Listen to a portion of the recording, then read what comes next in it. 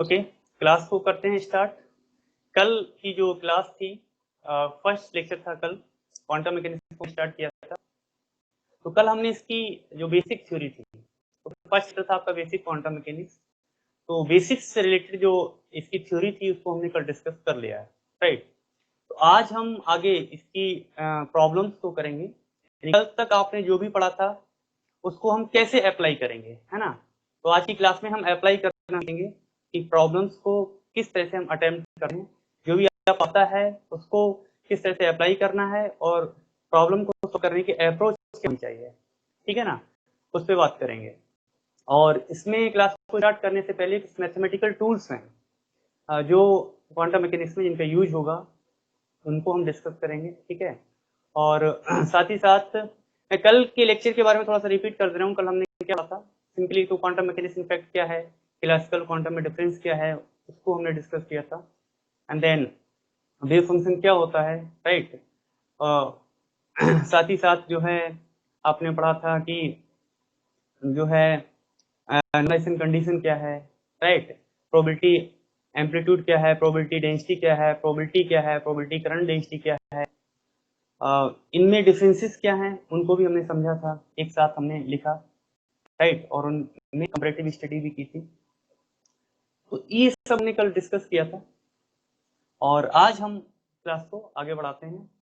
तो wave function के बारे में आपने पढ़ा, आप फैमिलियर हैं उससे।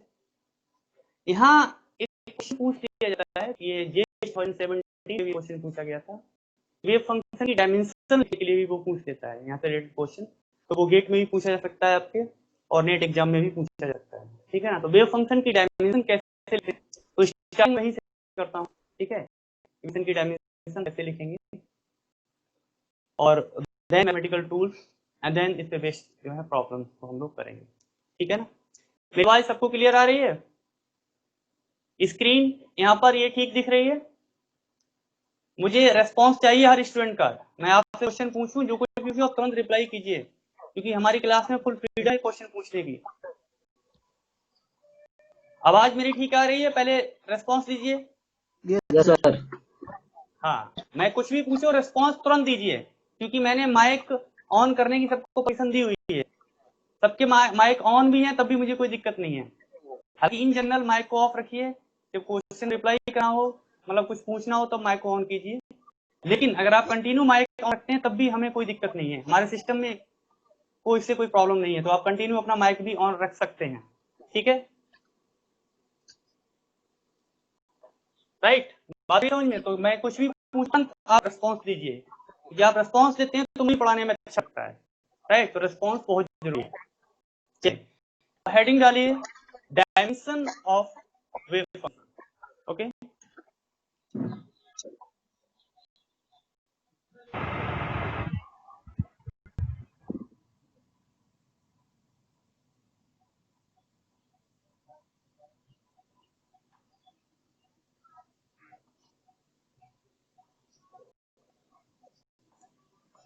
बट एक चीज का ध्यान रखना, अगर किसी की बैकग्राउंड में अगर शोर हो रहा है और उसका माइक अगर ऑन है तो उसका नॉइस इधर भी आएगा, अदर स्टूडेंट तक भी जाएगा, राइट। तो इन दैट कंडीशन में आप अपना माइक प्लीज जरूर ऑफ रखें, अगर किसी की बैकग्राउंड में शोर हो रहा है, राइट। अदरवाइज आप कंटिन्यू माइक ऑन रख सकते हैं, यहाँ पर किसी को कोई प्रॉब्लम नहीं है, ठीक है ना। ये स्टूडेंट अभी सोमनाथ की आवाज आ रही है?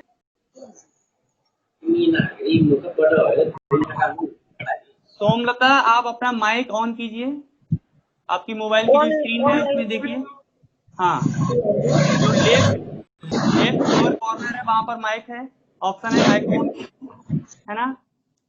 ब्लू कलर से अगर शो कर रहा है दैट मीन्स माइक आपका ऑन है। सोमलता मेरी आवाज आ रही है?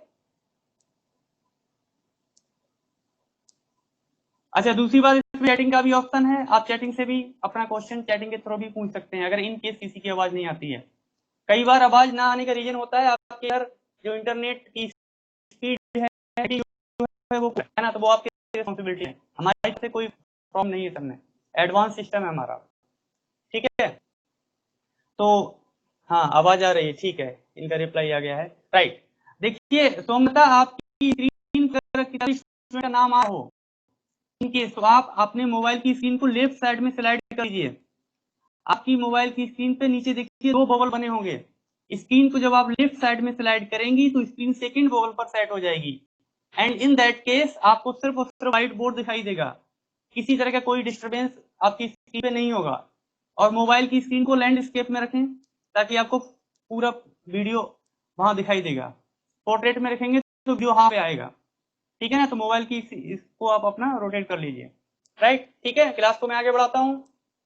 आज का टॉपिक है, हमारा पहला टॉपिक है डायमेंशन ऑफ वेव फंक्शन। तो वेव फंक्शन की डायमेंशन कैसे लिखते हैं बताइए। देखिए आप लोगों ने पढ़ा होगा, 11th क्लास में पढ़ते थे, डायमेंशनल एनालिसिस एक चैप्टर होता था, पहला ही चैप्टर होता था, राइट। वहां आप डायमेंशनल एनालिसिस करते थे, है ना, ठीक है। डिस्टेंस को मीटर में से मेजर करते हैं, है ना। डिस्टेंस है, वेलोसिटी है, एक्सीलरेशन है, इवन फोर्स है, इन सबकी आप डायमेंशंस लिखते थे। तो उसमें आपको उसकी यूनिट पता होना चाहिए और डायमेंशन आप उसकी लिख सकते हैं सिंपली। तो वही प्रोसेस यहाँ पे लगेगा। तो यानी कि अगर आपको कोई भी फिजिकल क्वांटिटी पता होती थी, है ना, तो अगर उसका जो रिलेशन होता है ना, फंडामेंटल क्वांटिटी कितनी है बताइए। हालांकि वो हमारा टॉपिक नहीं है, क्वांटम मैकेनिक्स डिफरेंट है। कितनी है? 7, राइट, है ना। तो फंडामेंटल क्वांटिटी जो होती है, जैसे आपका डिस्टेंस है ना, उसे मीटर में रेंज कर लिखते हैं तो एल से रिप्रेजेंट करते हैं, यही तो होता था नोटेशन, है ना। इसी तरह से मास होता था किलोग्राम, उसकी यूनिट है, पर उसे लिखते किससे हैं? एम से, है ना। टाइम के लिए टी। तो इसी तरह से ये फंडामेंटली जो क्वांटिटीज हैं उनके लिए आप लिखते थे। फिर दूसरी ड्राइव क्वांटिटीज होती हैं, जैसे कि आपकी वेलोसिटी है, ये क्या है? डिस्टेंस अपॉन टाइम, सिंपली यही तो होता है ना। तो डिस्टेंस का क्या हो जाता है बताइए? एल, और इसका टाइम का टी। तो आप क्या लिखते हैं? एल टी माइनस 1, है ना। मैं उस पर नहीं जाऊंगा, हमारा टॉपिक ये नहीं है। हमें वेव फंक्शन की डायमेंशन लिखनी है। तो दैट मीन्स इसका मीनिंग क्या हुआ कि वेव फंक्शन की डायमेंशन आप तभी लिख सकते हैं जब आपको कोई relation in terms of fundamental quantity पता हो, है ना, तभी तो लिख पाएंगे। तो आप बताइए, आपके पास क्या ऐसा कोई फार्मूला है जो इनको रिलेट करता हो? अगर है तो आप लिख पाएंगे, बताइए क्या है।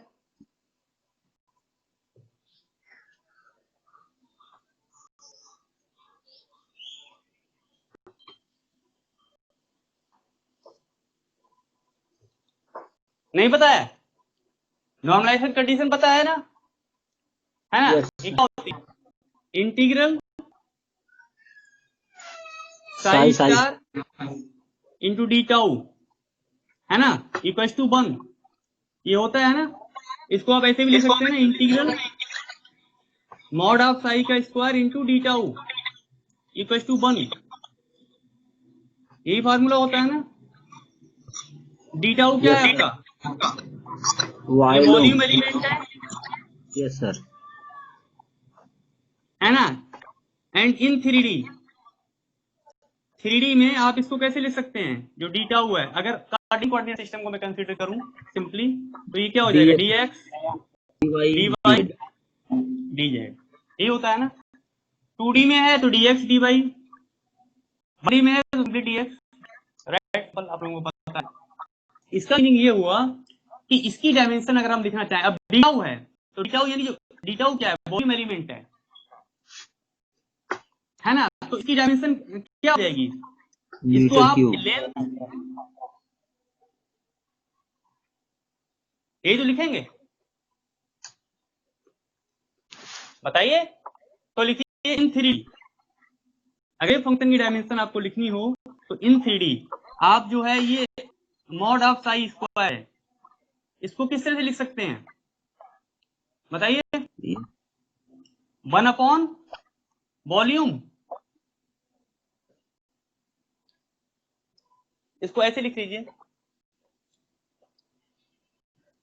यही हुआ ना। इसका मीनिंग क्या हुआ? ये क्या हो गया 1/, लेंथ का cube, this implies dimension of the wave function क्या हो गई, अगर आप 3D में लिखना चाहें बताइए, 1/, लेंथ का क्यूब, और इसके ऊपर क्या हो जाएगा 1/2, तो सिंपली क्या हो गया 1/,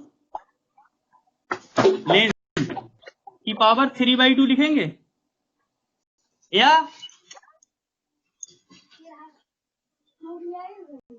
लेंथ की पावर -3/2। अब लेंथ को एल से रिप्रेजेंट करके तो उस फॉर्मेट में लिख दीजिए। मेन है ये रिलेशन आपको पता होना चाहिए। बोलो क्लियर है ना? तो इसका मीनिंग क्या हो गया, दिस इंप्लाइज अ 3D का केस है, तो वेव फंक्शन की आप डायमेंशन अगर लिखेंगे तो ये क्या हो जाएगा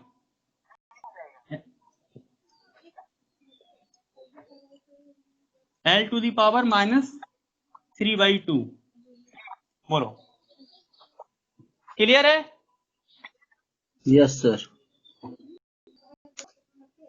इन केस ऑफ 3 लिखिए, इधर मैं लिख दे रहा हूं इन 2D।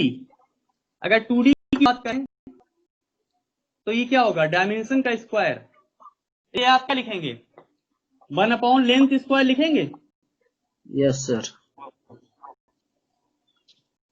दिस इंप्लाइज ये क्या हो जाएगा 1/, लेंथ, होगा कि नहीं होगा?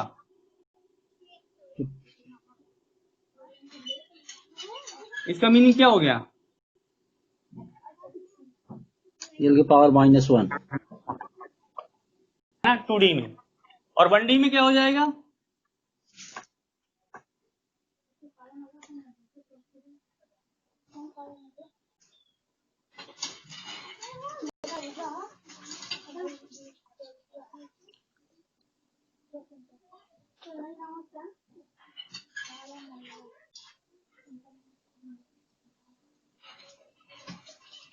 और सिंपली सीधी सीधी लिख ही दीजिए। अगर इसकी डायमेंशन आपको लिखनी है तो ये क्या हो जाएगा L की पावर -1/2।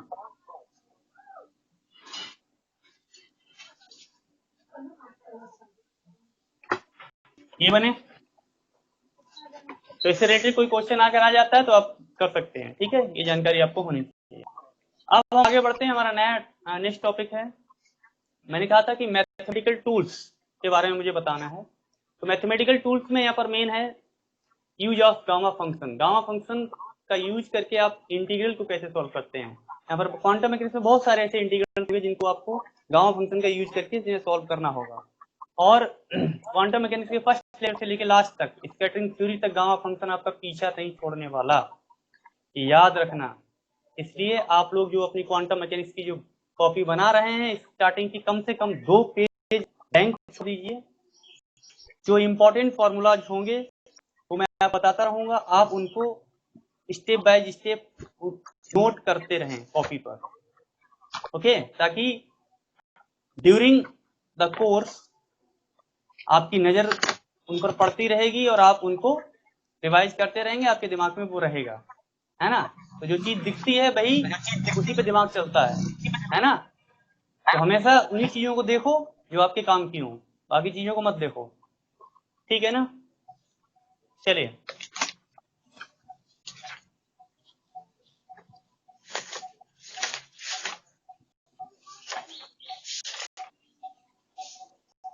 जिसकी बैकग्राउंड में शोर हो रहा हो जरा सा भी, तो माइक प्लीज अपना ऑफ कर लें, जब क्वेश्चन पूछना हो तभी ऑन करें, क्योंकि मैं चाह रहा हूं नॉइज फ्री क्लास।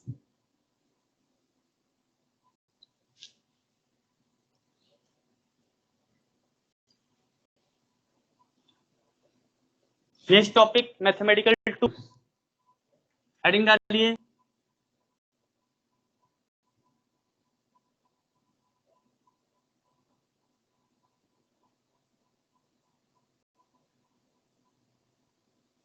ठीक है, इसमें सबसे पहले देखिए use of gamma function to solve the integral. Clear? अब देखिए अगर इस तरह का इंटीग्रल हो,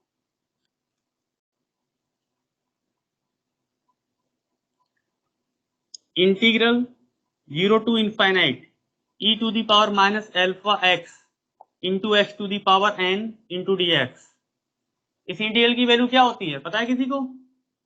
gamma n plus 1 upon x का जो कोफिशिएंट होता है ये क्या है? अल्फा की पावर n प्लस 1।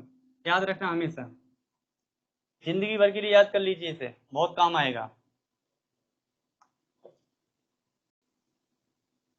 आपके बाद में आपके बच्चों में काम आएगा अगर उन्होंने फिजिक्स ली तो, ठीक है। इसका देखिए इसमें डिफरेंस क्या है? यहाँ जो है x है, x की पावर 1 है, यहाँ पर x स्क्वायर है। राइट? बात आ रही समझ में? तो ये क्या हो जाएगा? गामा n प्लस 1 अपॉन 2 यहाँ पर आ जाता है, और अल्फा की power n plus 1 upon 2। Alpha क्या है? What is alpha? Alpha is the coefficient of x square. Here alpha is the coefficient of x। और याद रखना x स्क्वायर का जो कोएफिशिएंट होता है या x का जो कोएफिशिएंट होता है वही यहाँ पे लिखते हैं। अगर यहाँ पर 2 अल्फा होता तो 2 अल्फा लिखते, अल्फा बाई 2 होता तो अल्फा बाई 2 लिखते, जो कुछ भी होता है। आपको सिर्फ ध्यान ये रखना है कि x स्क्वायर का कोएफिशिएंट क्या है इस फॉर्मूले में। यहाँ पर x, यहाँ पर जो e to the power exponential में देखिए x का जो कोएफिशिएंट है वो यहाँ पे लिखना है, ठीक है? याद रहेगा। दूसरा एक जनरल फॉर्मूला भी है इसके लिए। मान लीजिए अगर कहीं इस तरह से लिखा, इन जनरल इन्हीं दो फार्मूला का यूज होगा क्वांटम में, है ना? बट मैं जनरल फार्मूला भी लिखवा दे रहा हूं। Integral 0 to infinite e to the power minus alpha, suppose कीजिए x to the power m है ये, है ना, into x to the power n into dx।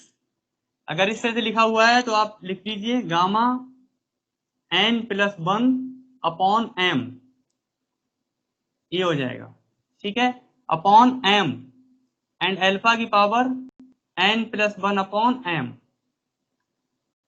इस फार्मूले से ही फार्मूले आए हैं। जैसे कंपैरिजन कर लीजिए, यहाँ पर x पावर 1 है, देखता हूँ इसको 1, तो m की वैल्यू 1 हो जाएगी।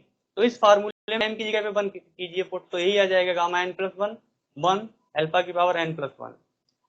यहाँ पर क्या है? m की वैल्यू 2 हो गई, m की वैल्यू 2 पुट कर दीजिए, ठीक, तो ये फार्मूला आपको मिल जाएगा, ठीक है ना? राइट। अब बात आती है कि गामा जो है, gamma in terms of factorial किस तरह से डिफाइन है, राइट, और gamma in terms of gamma कैसे लिखेंगे, ठीक है? तो समझ लीजिए, इधर हम जगह बना लेते हैं।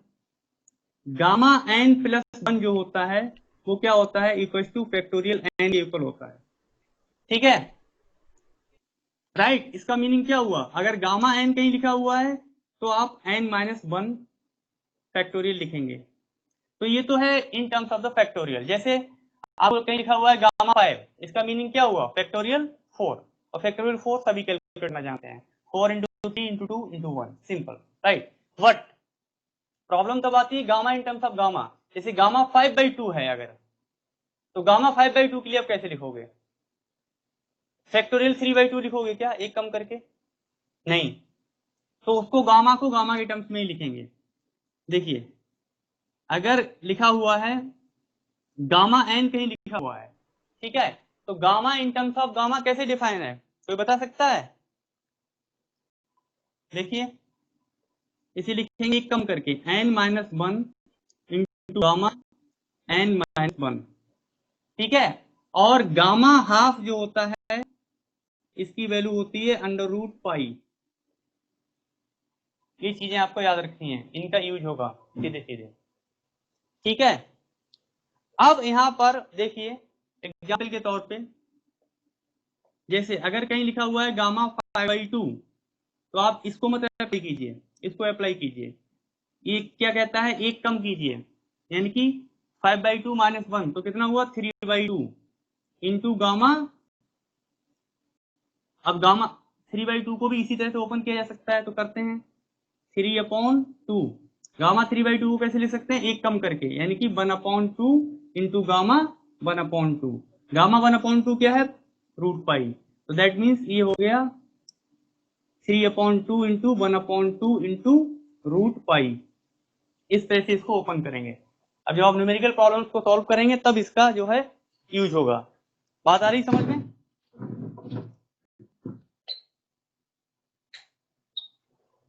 चलिए, अब यहाँ पर एक चीज का ध्यान ये भी रखना है कि ये जो इंटीग्रल डिफाइन है, यहाँ जो लिमिट है वो क्या दी हुई है, 0 से इनफाइनाइट दी हुई है।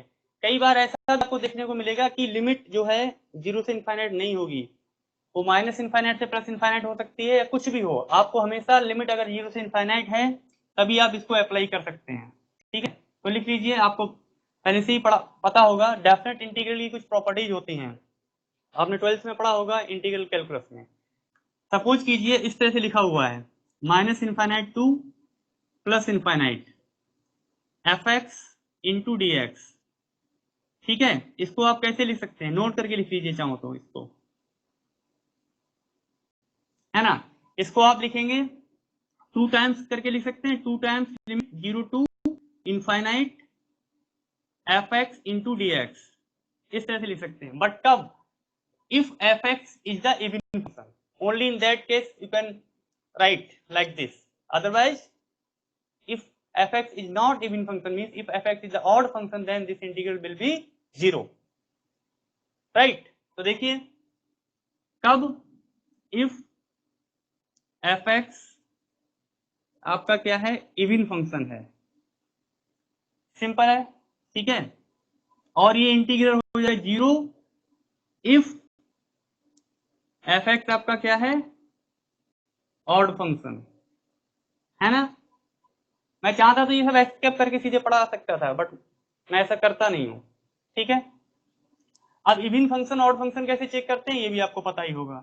जैसे मान लीजिए कोई फंक्शन दिया हुआ है fx, उसमें x की जगह पे आप -x पुट कर लीजिए, ठीक है, और आपको ये फंक्शन क्या मिलता है, fx ही मिलता है, उसमें चेंजेस नहीं आता है उसकी नेचर में, तो ये आपका क्या कहलाएगा, इवन फंक्शन।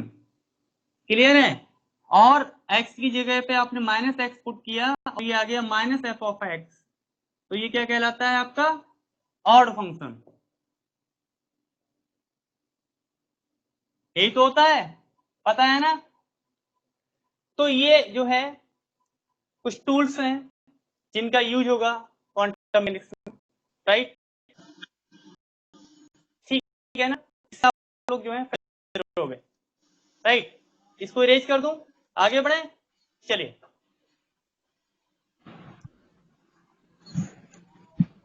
किसी को भी डाउट है तो पूछ सकता है।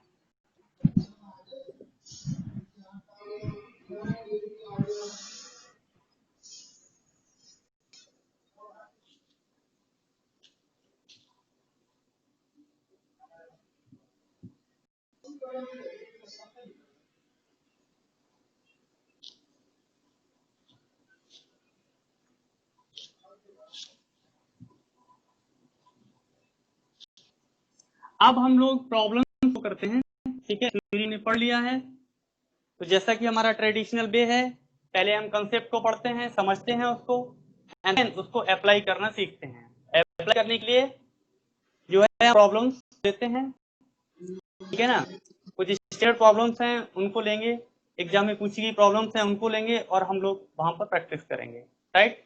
तो अब टाइम आ गया है प्रॉब्लम्स को करने का, राइट। तो चलिए प्रॉब्लम्स,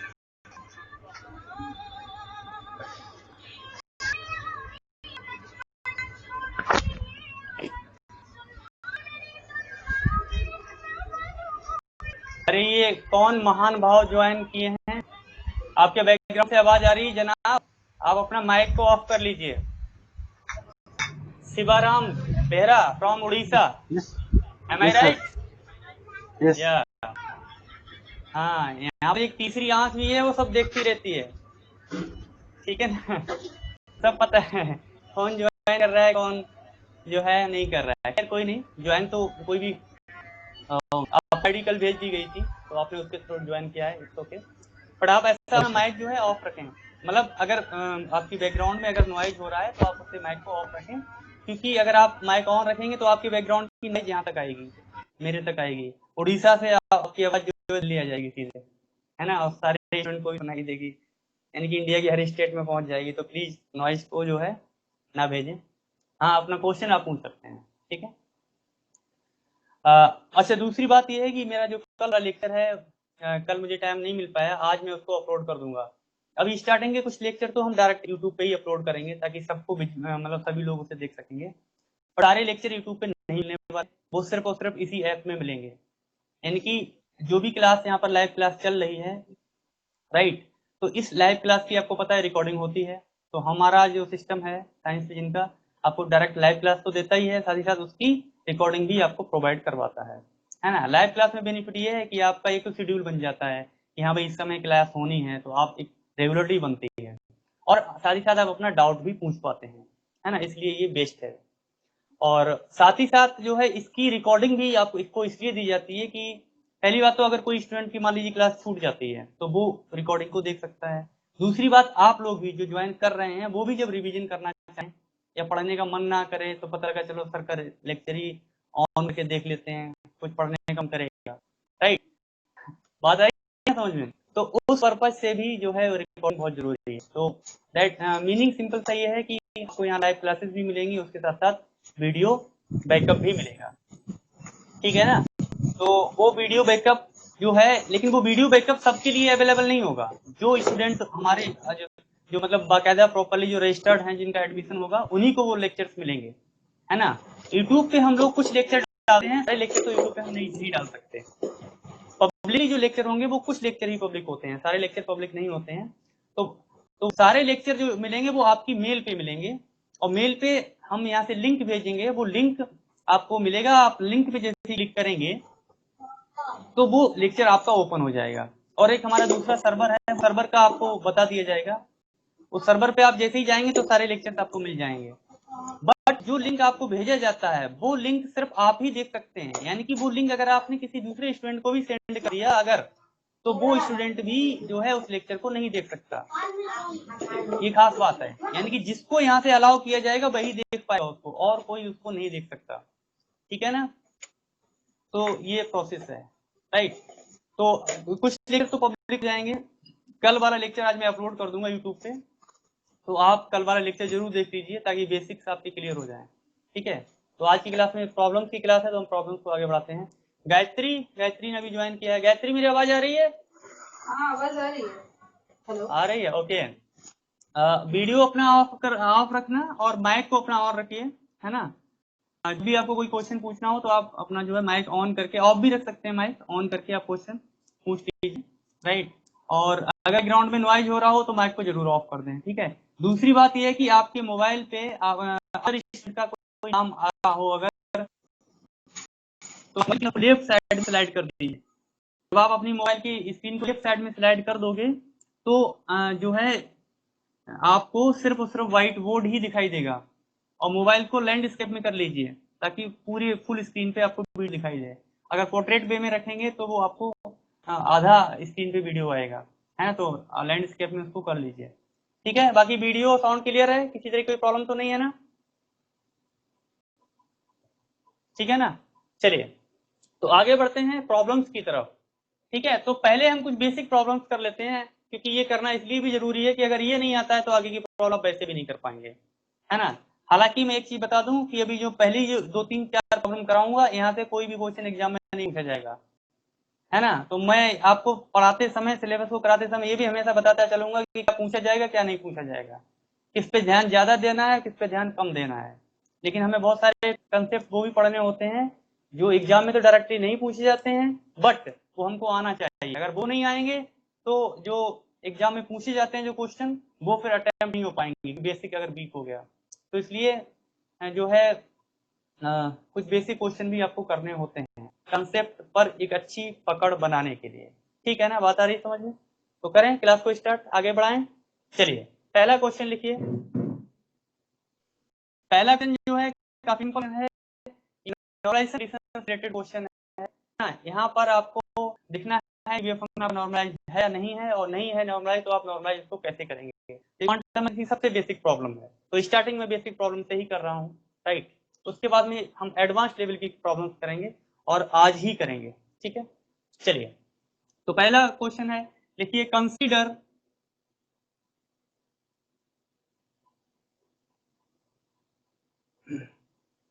वेव फंक्शन। एक वेव फंक्शन को कंसीडर करिए, साई इक्वल्स टू सपोज कीजिए C e to the power minus alpha x square, इस तरह का वेव फंक्शन है, ठीक है। एंड एक्स की रेंज दी है less than in greater than minus infinite less than plus infinite, right.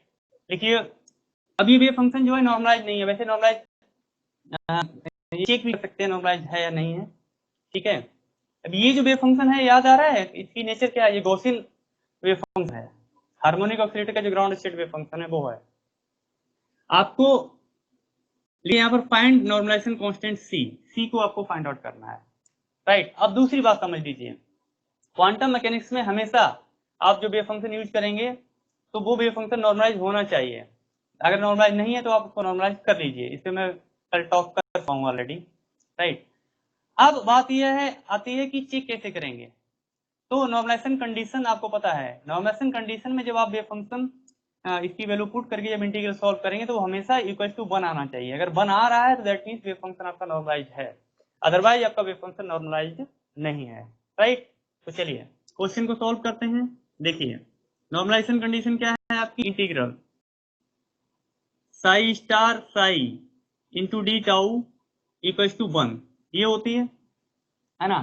तो आप क्या करेंगे, ये इसका कॉम्प्लेक्स कॉन्जुगेट लेंगे, इनकी मल्टीप्लाई कराएंगे और डी टाउ वॉल्यूम एलिमेंट लगा के इस इंटीग्रल को सॉल्व करेंगे तो इक्वल टू बनाना चाहिए, ठीक है। दूसरी बात, ये डी टाउ वॉल्यूम एलिमेंट है और डी टाउ ये 3D में है, राइट। तो अगर आपको पता है अगर 1D का वेव फंक्शन है, देखिए यहाँ पर इन टर्म्स ऑफ एक्स दिया हुआ है, दैट मींस ये केस 1 डायमेंशन का है, 1D का केस है, तो इसका मतलब ये हुआ कि ये नॉर्मलाइजेशन कंडीशन जो है आपकी क्या हो जाएगी, psi star psi into d x equal to क्या हो जाएगा 1, इसको हम यहाँ पर अप्लाई करेंगे, राइट। अब देखिए, अच्छा दूसरी बात, इसकी लिमिट कैसे चूज करते हैं, मैंने आपको बताया था, लिमिट हमेशा चूज की जाती है according to the range of the wave function, wave function की रेंज क्या है, या आप इस तरह से भी कह सकते हैं according to the dimension of quantum mechanical system, ठीक है। तो ये वैसे भी हार्मोनिक ऑसिलेटर का केस है जिसकी लिमिट हमेशा minus infinite, harmonic oscillator case में लिमिट माइनस इनफाइनाइट से प्लस इनफाइनाइट ही ली जाती है, और यहाँ पर वेव फंक्शन की रेंज दे भी रखी है, the wave function range of the wave function is given here, right. So and M Madhavan, oh sorry Mahadevan, am I right? Mahadevan, are you listening me?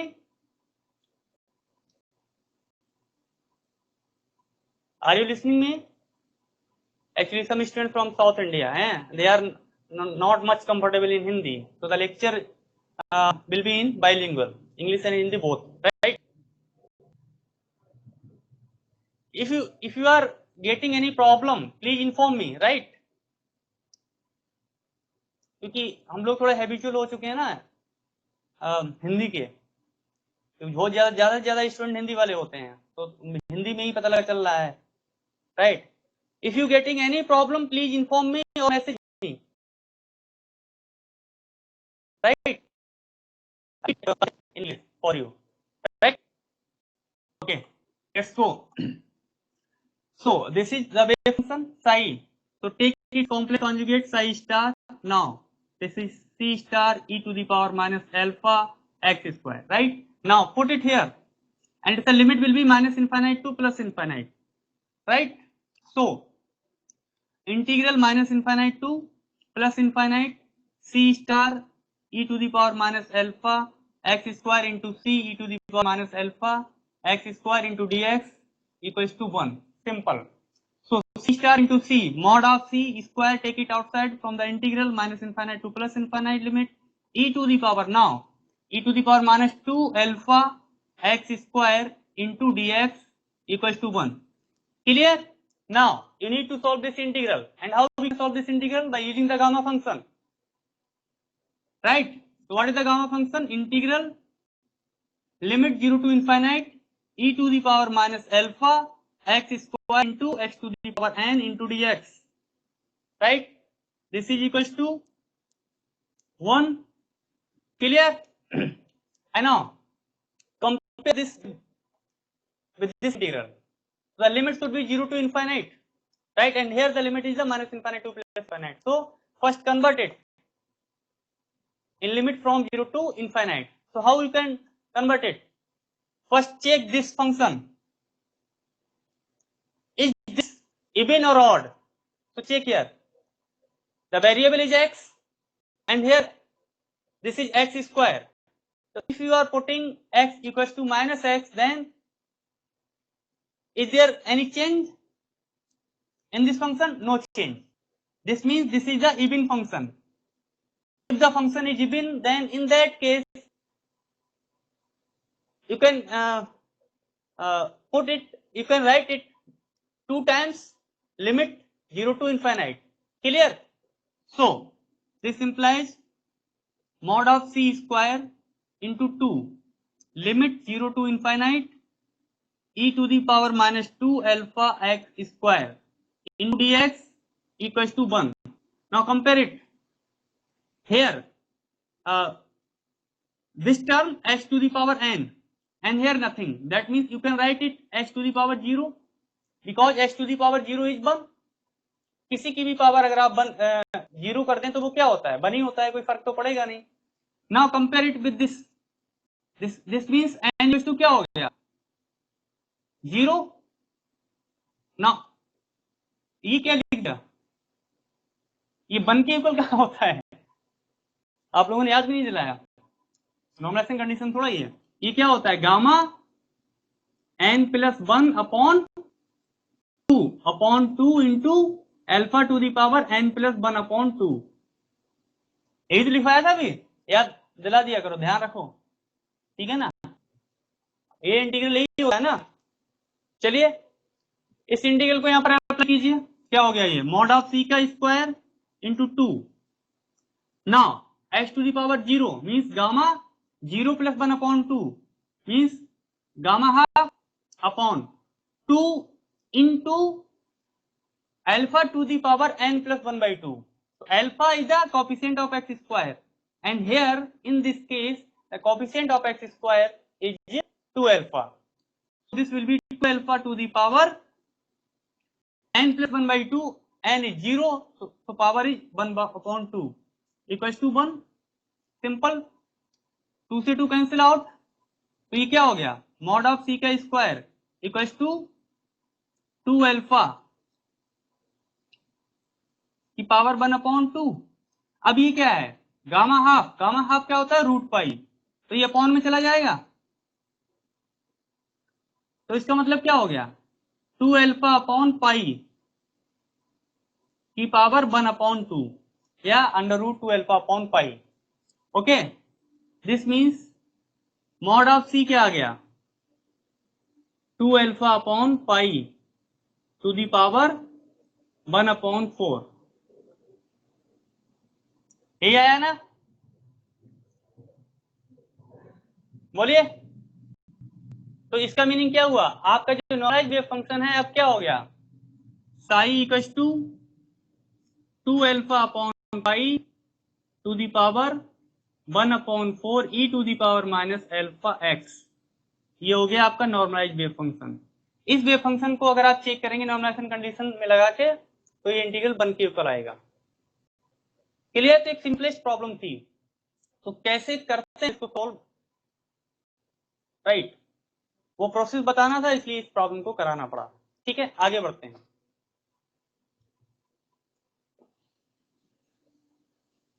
Any doubt?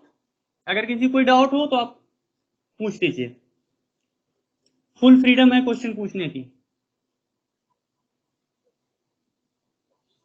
चलिए दूसरा example लेता हूं, और एग्जाम्पल भी मैं वही लूंगा जो क्वांटम मैकेनिकल सिस्टम आप यहां पर पढ़ेंगे, उन्हीं के एग्जाम्पल से ले रहा हूं, तो थोड़ा इजी रहेगा. ठीक है, consider the wave function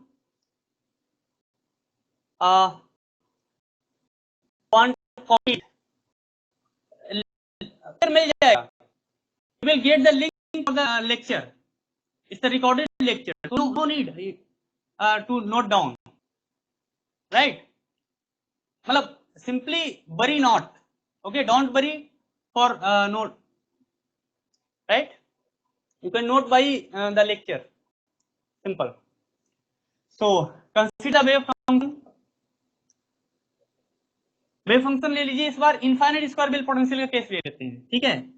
psi equals to a sin n pi x upon a, अगर इस तरह का आपने वेव फंक्शन ले लिया, ठीक है, अब मैं कहूंगा आपको इसको नॉर्मलाइज कीजिए, नहीं मैं कुछ चेंजेस करता हूं, मतलब तो बहुत सिंपल सी बात हो गई ना, आप लोग नेट की तैयारी कर रहे हो,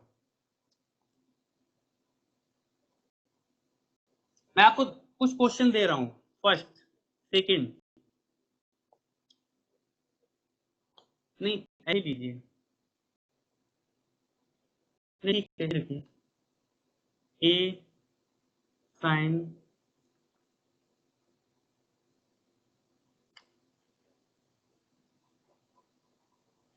बताइए इनके नॉर्मलाइजेशन कांस्टेंट्स क्या होंगे, ये आपको बताना है।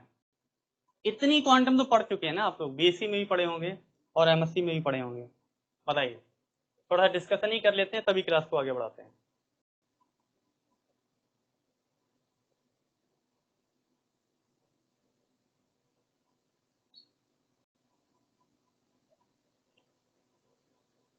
बोलिए धीरज, आप बताओ।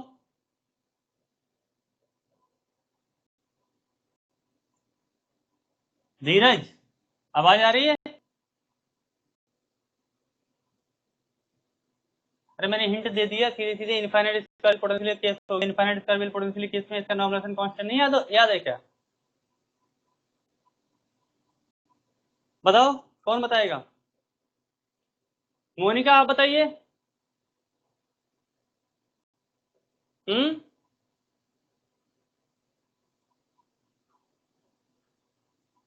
अरे ऐसा मैंने क्या पूछ लिया जो इतना सस्ता में लग रहा है? Sir first square root of 2/a। इसका बताइए क्या आएगा, ए की value root of under root of 2/a। Under root 2/a, okay, और इसका 1/, sir first 2/, under root of 1/a first, under root 1/a, हाँ first, second is under root of 4/a। ये आएगा, ओके। ये कौन बता रहा है? What's your name?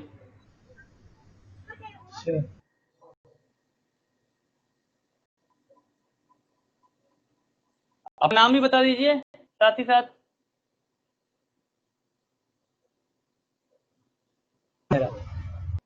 हैं? शिवराम बेहरा। शिवाराम, वही उड़ीसा वाले?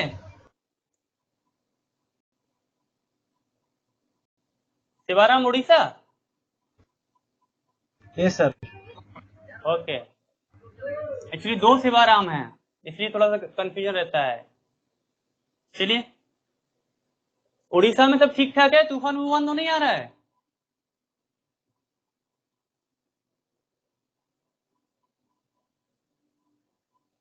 चलिए, नहीं आ रहा है तो बहुत अच्छी बात है, आना भी नहीं चाहिए। ओके, और कोई कुछ बताना चाह रहा है?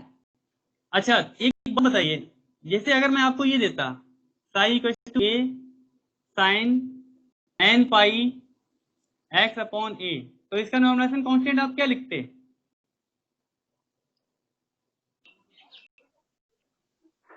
बोलिए। हरे कृष्णा ज्वाइन किए हुए हैं ना? हरे कृष्णा आवाज आ रही मेरी? या श्योर। ओके, ऐसा है आपकी मोबाइल अगर स्टूडेंट का नाम आ रहा हो तो मोबाइल की स्क्रीन को लेफ्ट साइड में स्लाइड कर देना। आ रहा सर। नहीं एक्चुअली क्या ना, जब अदर स्टूडेंट ज्वाइन करेंगे या क्वेश्चन पूछेंगे तो आपकी स्क्रीन पे नाम आ सकता है, तो उसमें दो ऑप्शन में 2 बबल दिए हुए हैं, स्क्रीन को हमेशा सेकंड बबल पर सेट करके रखें, उसके लिए मोबाइल की स्क्रीन को लेफ्ट साइड में स्लाइड कर दें। और मोबाइल को लैंडस्केप Okay. में कर लें। चलिए देखिए, इन्होंने आंसर्स बताए हैं, इनको चेक कर लेते हैं ये सही है गलत है। ठीक है, तो ये जो वेव फंक्शन है ये स्टैंडर्ड रिजल्ट होता है। अब मैं आपको इसको कुछ थ्योरी बताता हूं, समझ लीजिए। ये जो वेव फंक्शन है एक्चुअली होता क्या है, वैसे तो मैं ये कैलकुलेट करके बताऊंगा।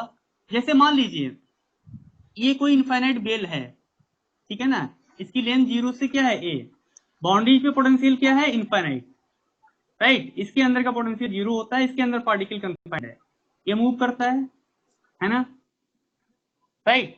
तो इसका जो वेव फंक्शन होता है साई इक्वल टू क्या होता है, √2/a sin n पाई x/a, यही होता है। ठीक है, और इसकी जो एनर्जी होती है वो कैसे लिखते हैं, ई एन इक्वल टू, ये मैंने कल भी बताया था, n square pi square h cross square upon 2m a square.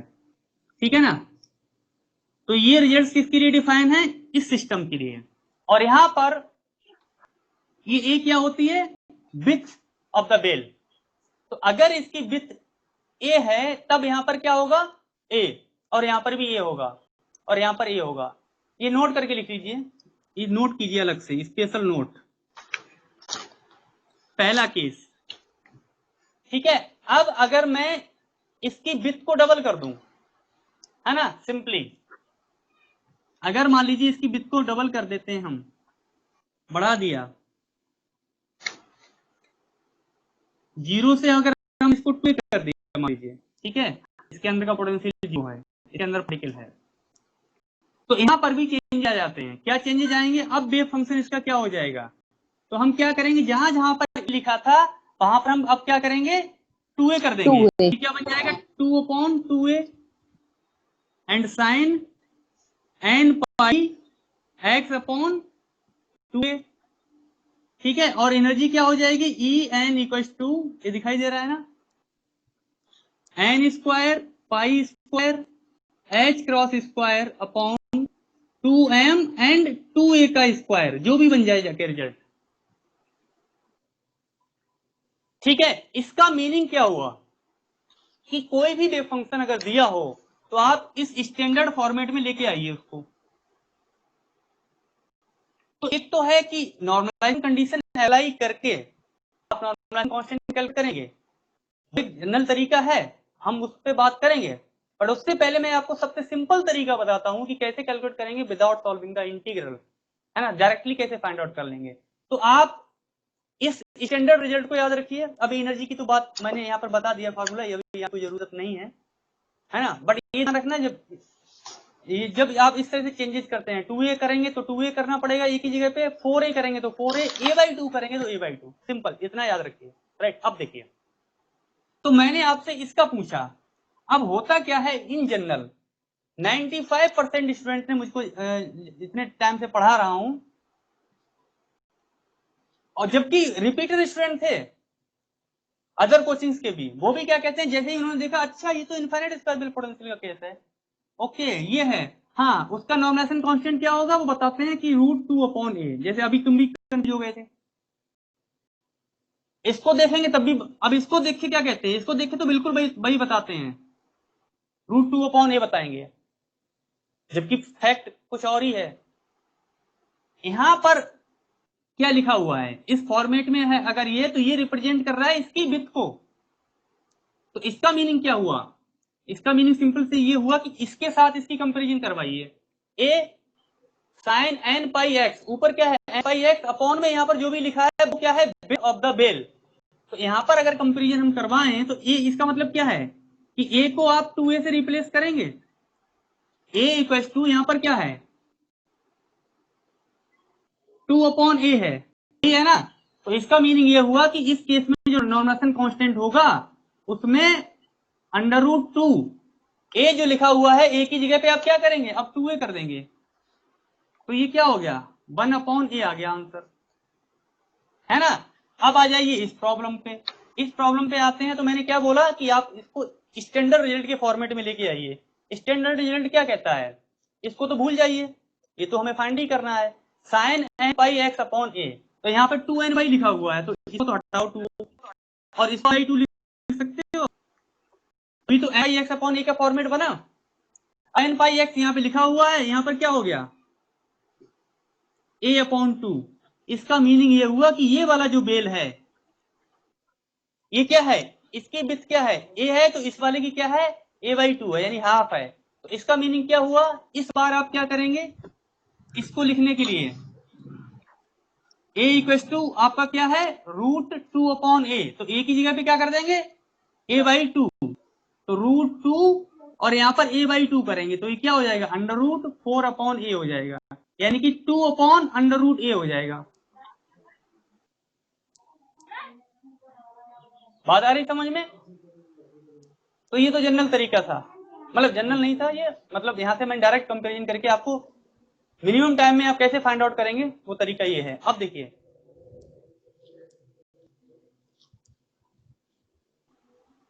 General method से कैसे फाइंड आउट करेंगे वो समझ लीजिए।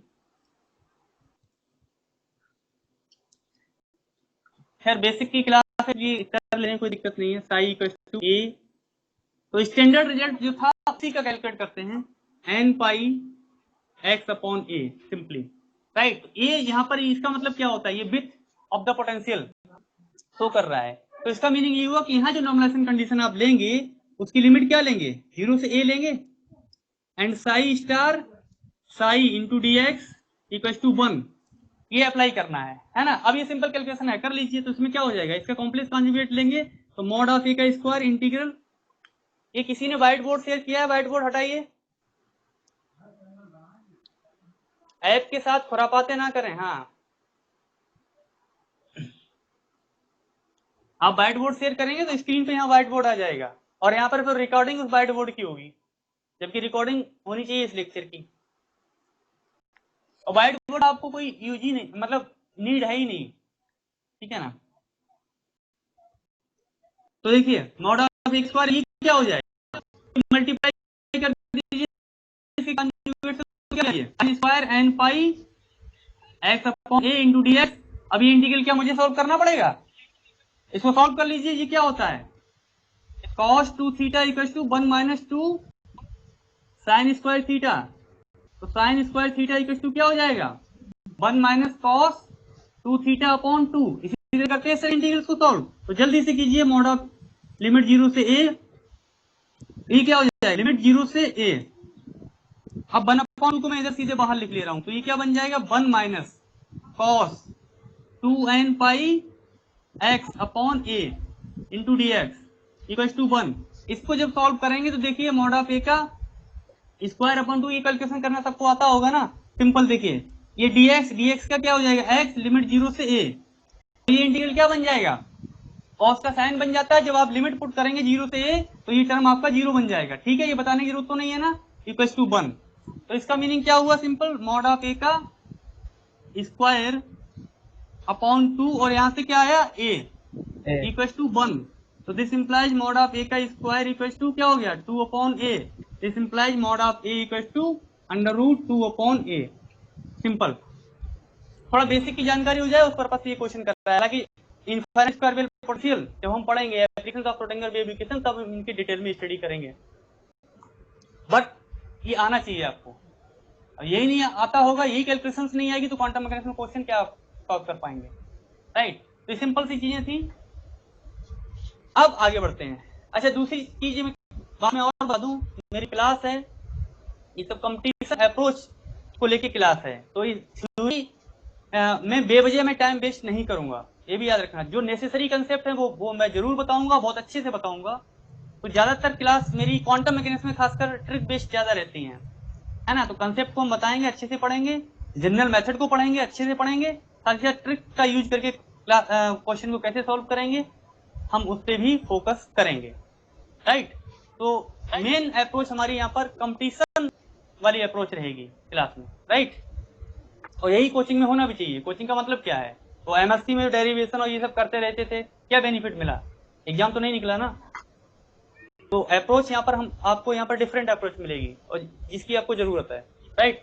आगे बढ़े, एक एग्जाम्पल मैं हाइड्रोजन एटम का भी करा देता हूँ ताकि जो है आपको पता लग जाए। और यही बेस है, यही चीज जब स्टूडेंट को नहीं पता होती है तो जो है उसे डर लगता है क्वांटम में।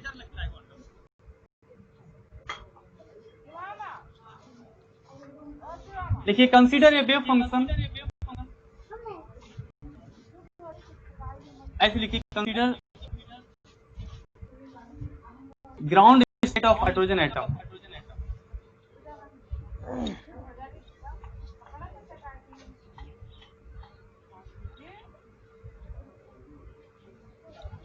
ठीक है, लिए psi equal to e to the power minus r upon a not.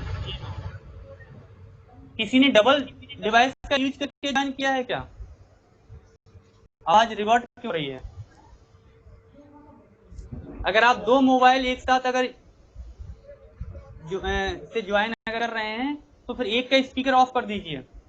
दोनों के अगर आप एक साथ माइक और स्पीकर अगर ऑन रखेंगे तो यहाँ पर क्या होगा, साउंड का सुपरपोजिशन हो जाएगा, फिर वो आवाज रिफ्लेक्ट होके आएगी वापस, है ना। तो ऐसा मत कीजिए, पहले तो एक ही मोबाइल का यूज कीजिए। अगर दो का करते भी हैं तो फिर दूसरे का माइक और स्पीकर ऑफ रखिए, राइट। चलिए अब यहां पर वो कहेगा कि find the nomination constant A. Ground state wave function है। चलिए इसको करते हैं जल्दी से। तो अब याद रखिए ये क्या है, स्फेरिकल कोऑर्डिनेट सिस्टम का केस है। तो यहाँ नॉमिनेशन कंडीशन लगाइए, psi star psi into d tau equal to 1। अब यहाँ पे ध्यान रखना डी टाउ क्या हो जाएगा, r square sine theta d r d theta और डी फाई, यही होगा। क्लियर है?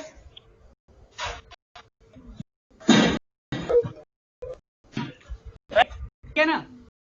Now look here, and it's a complex conjugate psi star, you know, a star e to the power minus r upon a naught. Now put it here, mod of a square integral psi star, मतलब इसकी जो multiply करेंगे यहाँ से तो ये हो जाएगा e to the power minus 2r upon a naught into volume element d tau, and its value is this. So this is r square sin theta dr d theta and d phi equals to 1. Clear? And now here there are three variables r theta phi, right? So there will be the three limits, three integrals, first for r, second for theta and third for the phi, right? So mod of a square, first limit 0 to infinite, the limit of r is 0 to infinite, e to the power minus 2r upon a naught into r square into dr. Second for theta, and the limit of theta is 0 to pi, sin theta into d theta. And third one d phi, and limit of phi is 0 to 2 pi into d phi equals to 1. And this always 2, and this is the 2 pi. So keep in mind for the future calculation, no need to write it again. Simply for this term you can put 4 pi. 2 into 2 pi means 4 pi. Directly put the 4 pi. Right? Now come here. 4 pi this, and mod of a square. And now solve this integral. So you can solve it simply by using the gamma function. And what will be the value of gamma function? The value of n here is 2. So its integral will be gamma n plus 1 upon alpha to the power n plus 1. Right? So here gamma n plus 1 means gamma 2 plus 1 means gamma 3 upon alpha. And what is alpha? The coefficient of r is alpha, and coefficient of r is 2 upon a naught. 2 upon a naught to the power 3. Clear? And equals to 1. So this will be 4 pi mod of a square, and the gamma 3 is the factorial 2. Factorial 2 is the 2, right? Into a naught cube upon a equals to 1. Rasmi, there is a noise from your background. Are you listening me, Rasmi? रश्मि, मेरी आवाज आ रही है? मुझे ये भी पता है किसकी बैकग्राउंड से शोर हो रहा है। Please off your mic. Rashmi, are you listening me? Off your mic please, because there is a noise from your background. Okay, there is an option for chat. You can put your question by chat. Okay, and slide your screen left side. This is your mobile screen, right? If you are seeing the name of other student on your screen, you need to slide your screens for left side. Okay, there will be two bubbles. So set your screen on the second bubble, right? In that case, you will see only the whiteboard and nothing else, right? पता नहीं कब तक instructions देने पड़ेंगे student को। चलिए, तो ये हो गया। तो ये क्या हो गया? 8 कैंसिल आउट, तो mod of a square this will be equal to क्या हो जाएगा? 1/पाई a nought cube. This implies mod of a square equal to under root 1/पाई ए नॉट क्यूब। ये आ गया। तो इसकी वैल्यू पुट कर दीजिए, तो क्या मिल जाएगा आपको? Psi equal to under root 1/पाई a nought cube e to the power minus r upon a nought. देखिए, याद कीजिए, यही होता है हाइड्रोजन एटम का ground state wave function. This is the ground state wave function of hydrogen atom and this is the normalisation constant. Clear? तो देखिए, ये क्वेश्चंस आपने किए, तो ये कैलकुलेशन वैसे भी आना चाहिए आपको। क्वांटम मैकेनिक्स में जब आगे प्रॉब्लम सॉल्व करेंगे तो इनकी, अगर आपको यही नहीं आता है तो आगे कुछ नहीं होने वाला, इसलिए ये बताना जरूरी था। हालांकि ये कैलकुलेशन यहां से क्वेश्चन नहीं पूछा जाएगा। अब क्वेश्चन कहां से पूछा जाएगा वो समझ लीजिए। तो ये तो प्रॉब्लम थी बच्चों वाली, है ना। अब मैं बढ़ता हूं एडवांस लेवल की तरफ। यहां से क्वेश्चन पूछे जाएंगे, डन। ठीक, आगे बढ़े एडवांस लेवल की तरफ। बोलो, रेस्पॉन्स दीजिए। सर प्लीज थोड़ा सा साइड हट जाइए। Your response is important to us. चलिए, दस्तार आया सर, कुछ स्लाइड के थ्रू रिस्पॉन्स दे रहे हैं, लोग अपनी वॉइस के थ्रू रिस्पॉन्स दे रहे हैं। Is everything okay? Okay. Okay, good. चलिए, लेट्स गो।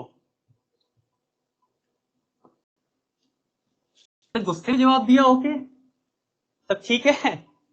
गुस्से में नहीं हूँ, तो सुन रही हूँ, और बहुत अच्छी पढ़ाई हो रही है। ओके, अच्छा, ये आवाज तो गायत्री की लग रही है। हाँ, मैं ही बोल।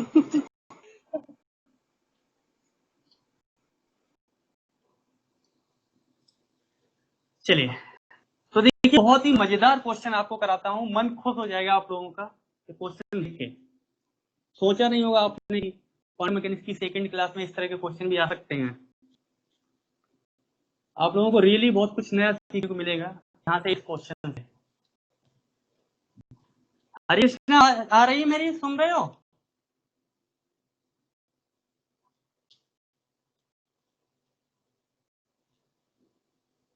हरि कृष्णा नाम है इनका, नाम याद आ जाता है हरे कृष्णा। राधे कृष्णा, आवाज आ रही है? नहीं, तुम्हारी आवाज मुझे नहीं आ रही है। आप चैट के थ्रू रिस्पॉन्स दीजिए। चलिए, तो मजेदार क्वेश्चन करते हैं।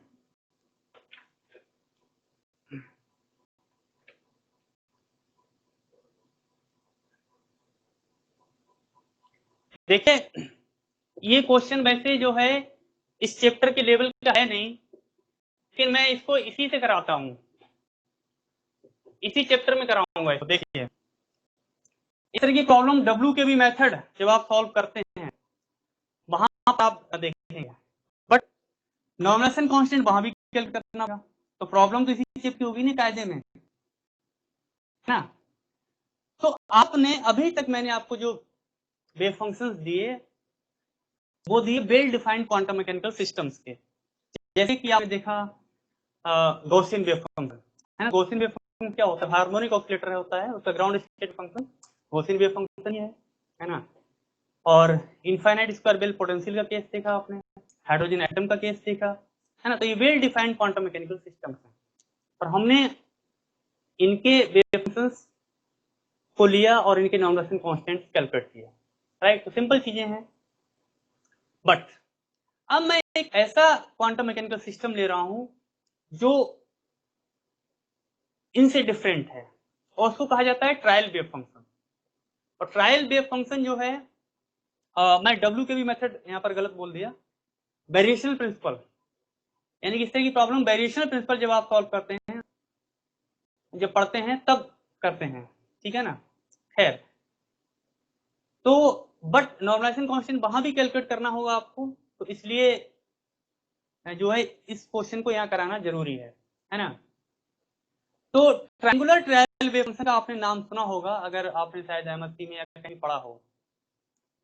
और जो है ट्रायल वेव फंक्शन का हम यूज करते हैं जब एडवांस लेवल की प्रॉब्लम्स आप सॉल्व करेंगे, कोई सिस्टम काफी कॉम्प्लिकेटेड हो, उस केस में आपको उसकी एनर्जी आइगन वैल्यूज कैलकुलेट करनी हो, तब हम जो है जो ट्रायल वेव फंक्शन का यूज करते हैं। और ट्रायल वेव फंक्शन एक अप्रोक्सीमेट वेव फंक्शन होता है, ठीक है। और इन प्रॉब्लम्स को हम सॉल्व करते हैं वेरिएशनल प्रिंसिपल में, वो बहुत आगे की चीज है, ठीक है। तो ट्रायल वेव फंक्शन क्या है यहाँ पर, और ट्रायंगुलर ट्रायल वेव फंक्शन मैं ले रहा हूँ।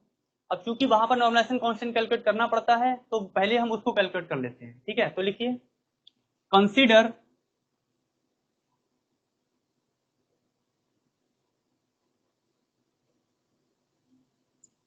ट्रायंगुलर ट्रायल वेव फंक्शन,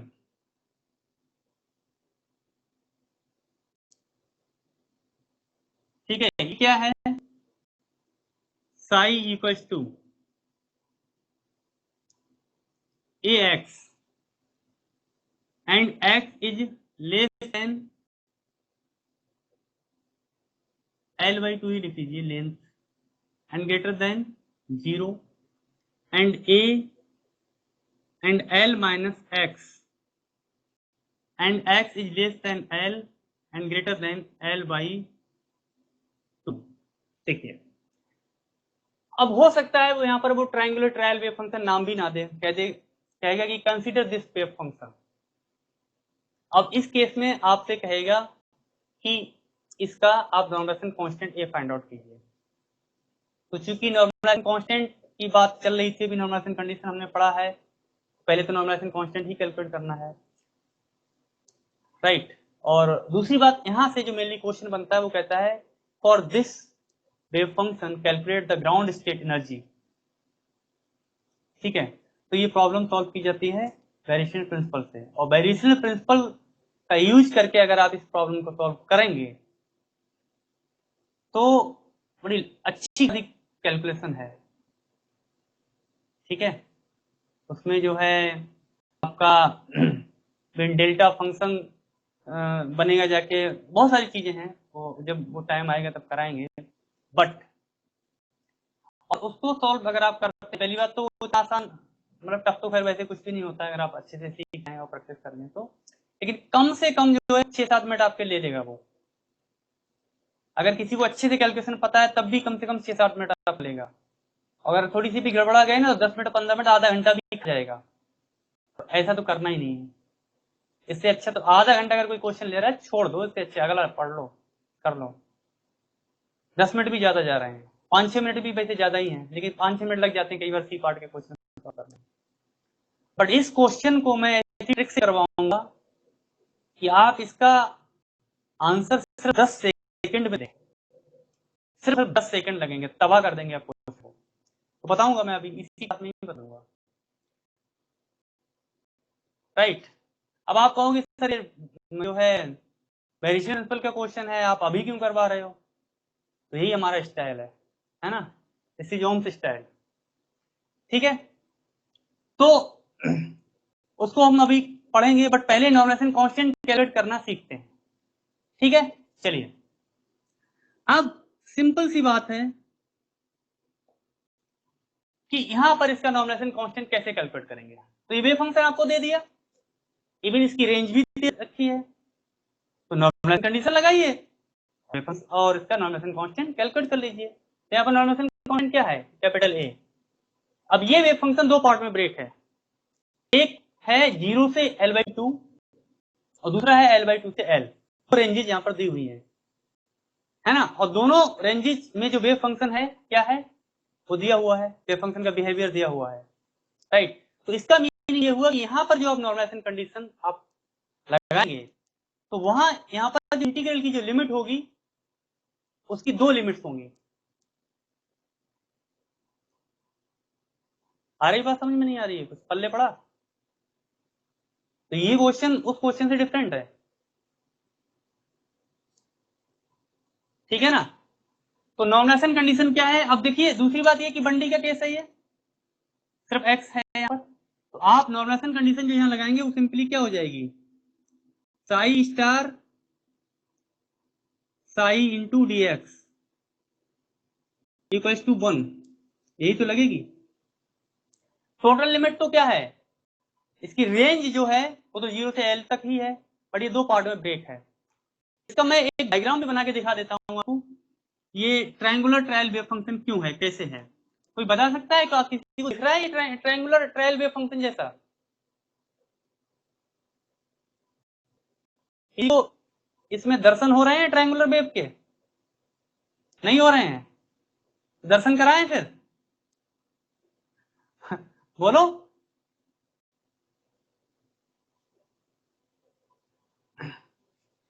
आज कितनी 8 तारीख है ना, हाँ सर। कितनी है डेट, 8 है ना, 7 है। 7 है आज, 7 है आज, कल है 8 है ना। कल से तो मंदिर भी खुल रहे हैं, दर्शन तो वैसे भी करोगे आप लोग, आज हम इसके दर्शन करा दे रहे हैं आपको, देखिए 012/2 से हाँ, मंदिर मस्जिद सब खुल रहे हैं और चर्च भी, ठीक है। एक्स एक्सिस इधर वेव फंक्शन ले लिया, इसे ओरिजिन मान लीजिए, ठीक। और आप एक रेंज कंसीडर कर लीजिए 0 से l मान लीजिए, दिस इज 0 to l। तो ये क्या होगा, l/2, राइट। अब इसको इसकी नेचर ड्रॉ करके देखो जरा, कैसे करेंगे। 0 से l/2 में क्या है, ax, ये a क्या है, ये y equal to mx plus c पढ़ा है ना, और y equal to mx, y equal to mx plus c क्या होता है, स्ट्रेट लाइन की इक्वेशन होती है, और c को 0 कर दो तो y equal to mx means straight line passing through the origin. Yes sir. तो ये स्ट्रेट लाइन जैसा बिहेवियर करेगा, 12/2 यहां तक इसकी ये नेचर ये रहेगी ना, स्ट्रेट लाइन है ना। इसके बाद में ये क्या होगा, al माइनस ax, यानी al कोई वैल्यू होगी, उसके बाद में माइनस एक्स यानी कि नीचे की तरफ,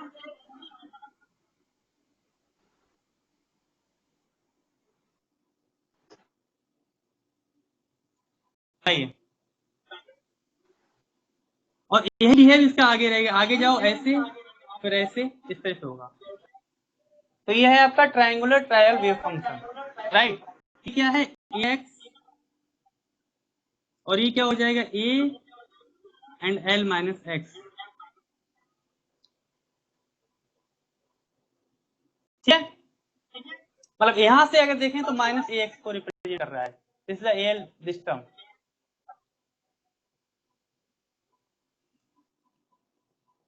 ऊपर से नीचे की तरफ जो बिहेवियर है इसका, ये माइनस ax वाला है, here from this point, right। अब हम इसकी लिमिट्स लगा सकते हैं, कोई दिक्कत तो नहीं है ना, तो चलिए लगाइए, देखिए इंटीग्रल तो 0 से l है ना, और ये क्या हो जाएगा, साई स्टार साई, तो मैं ऐसा करता हूं, ये मॉड ऑफ ए का स्क्वायर सीधे बाहर लिख लूं, थोड़ा शॉर्टकट मार दूं, ये तो सब में आना ही आना है ना। तो ये क्या हो जाएगा, पहला integral x into x square into d x, plus अगली लिमिट 0 से l/2, यही हुआ ना 0 से l/2। अगला क्या हो गया l/2 से l, और ये क्या हो जाएगा l माइनस एक्स का स्क्वायर, क्योंकि कॉम्प्लेक्स कॉन्जुगेट से मल्टीप्लाई करेंगे ना, तो l माइनस एक्स का स्क्वायर, और मॉड ऑफ ए का स्क्वायर मैंने सीधे सीधे बाहर लिख दिया है, into d x equal to 1। ये बना ना। अब ये इंटीग्रल सॉल्व कर लीजिए, तो ये क्या बना x³ अपॉन 3 लिमिट 0 से l/2 प्लस, इसको थोड़ा सा अभी जल्दबाजी मत कीजिए, l/2 से लेके l तक, ये क्या हो जाएगा l² plus x² minus 2lx into d x equal to 1। यही हो गया। तो देखिए a², ठीक है। अब यहां पर लिमिट को पुट कर दीजिए, तो ये क्या हो गया 1/3, और x की जगह पे l/2 पुट करेंगे तो l³ अपॉन 8, 8 3 जा 24, तो l³ upon 24, okay, plus for this integral l² and ये dx हो जाएगा, dx का इंटीग्रल क्या हो जाएगा x, एंड लिमिट l/2 से l तक प्लस x² का इंटीग्रल क्या हो जाएगा x³ अपॉन 3 लिमिट l/2 से l माइनस का 2l इंटू x, x का integral x² upon 2 limit l/2 से l तक इक्वल टू 1। यही आ गया। अब क्या ये इंटीग्रल भी मुझे सॉल्व करना पड़ेगा, इंटीग्रल को सॉल्व मतलब इक्वेशन एक कैलकुलेट कीजिए जरा, तो क्या हो गया मॉड ऑफ ए स्क्वायर, एक ही जरा l³ अपॉन 24, यहां से देखो क्या बन गया प्लस l² है ना। तो यहां पर अपर लिमिट और लोअर लिमिट दोनों पुट करो, तो l माइनस l/2 बन गया ना सीधे सीधे। तो मैं बात कर दूं थोड़ा सा, यहां से क्या बचा l/2, थोड़ा सा स्पेस बचा ही दीजिए। अच्छा ये क्या बना प्लस 1/3 है ना, तो ये बन जाएगा l³ माइनस l³ अपॉन 8, यहां से 2 से 2 कैंसिल आउट कर सकते हो आप, तो माइनस l,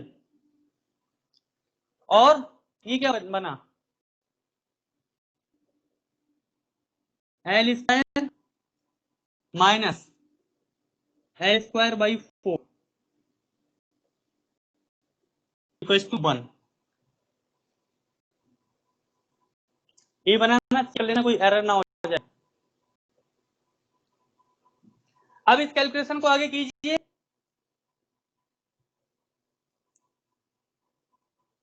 तो देखिए मॉड ऑफ ए का स्क्वायर, अब ये कैलकुलेशन भी आप मुझसे ही करवाओगे क्या,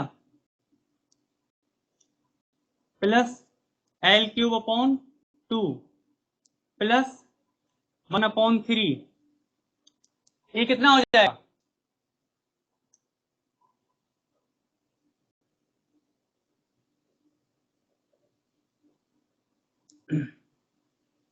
माइनस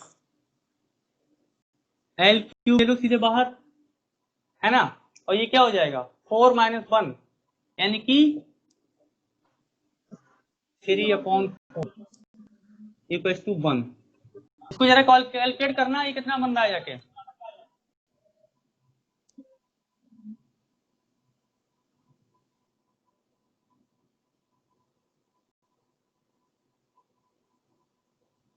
बनेगा l³ अपॉन 12,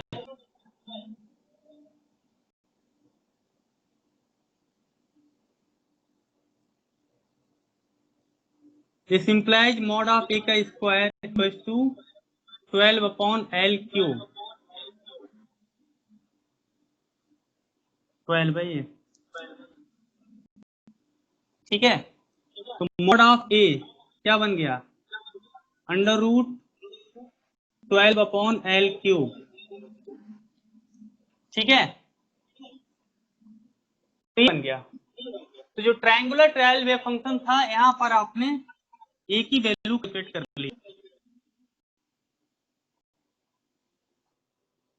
तो नॉर्मलाइजेशन कांस्टेंट आ गया आपका। बताओ इसमें किसी कोई डाउट तो नहीं है, क्लियर है? क्लियर है। बोलिए। हाँ हाँ क्लियर है। ओके, अब देखिए, तो ये तो बात रही यहां तक नॉर्मलाइजेशन कांस्टेंट की। मैंने क्या बोला था कि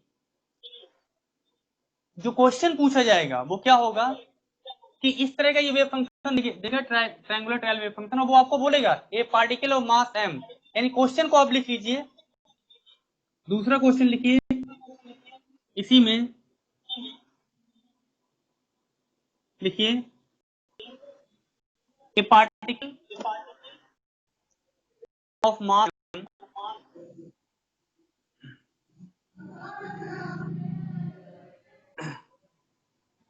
क्वेश्चन की जो नेचर होगी वो क्या होगी मैं बता दे रहा हूं। देखिए पार्टिकल ऑफ मास m, ठीक है, in the potential bx equals to, ठीक है, 0 when x is less than l and greater than 0 and infinite otherwise.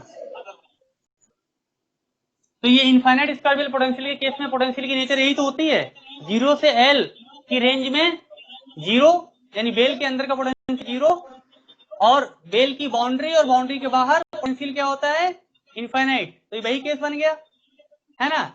अब इसके बाद में इन्होंने कहा है कि लिखिए the ground state energy of the particle, ठीक है, with the trial wave function this, यानी कि इस बार ट्रायल वेव फंक्शन उसने ये दे दिया है, ठीक है। तो वेव फंक्शन जो दिया हुआ है, जो ट्रायल वेव फंक्शन, वो आपको ये दिया हुआ है। इस ट्रायल वेव फंक्शन का यूज कीजिए, ये केस है, यानी पोटेंशियल इस तरह से डिफाइन है, और आपको फाइंड आउट करना है क्या,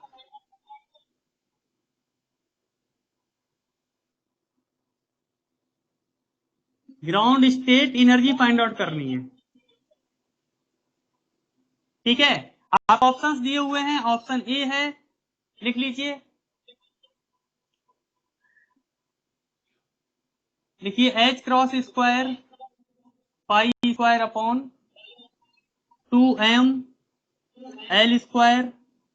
ऑप्शन बी है h cross square upon m l square. Option C है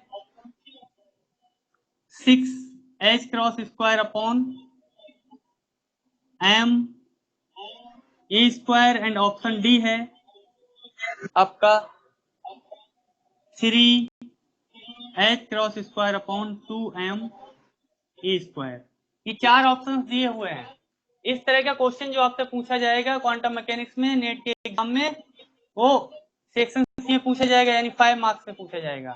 जेस्ट में अगर पूछा जाएगा तो 3 मार्क्स में पूछा जाएगा, यानी बिग मार्क्स में, विद बिग वेटेज।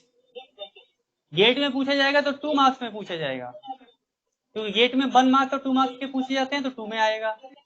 जेस्ट में 1 और 3 मार्क्स के पूछे जाते हैं तो 3 मार्क्स वाले में पूछा जाएगा। नेट में 3.5 मार्क्स 5 मार्क्स के पूछे जाते हैं तो जो है 5 मार्क्स पे पूछा जाएगा, ठीक है ना।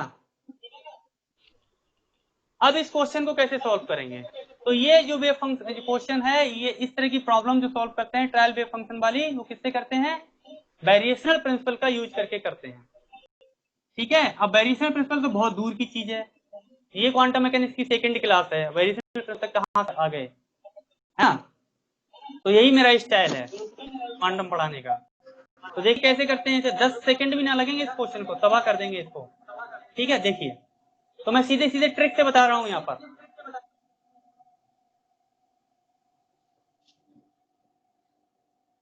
ये यहां पर लिखा रहने दीजिए, बाकी आपको कुछ नहीं लिखना, ठीक है।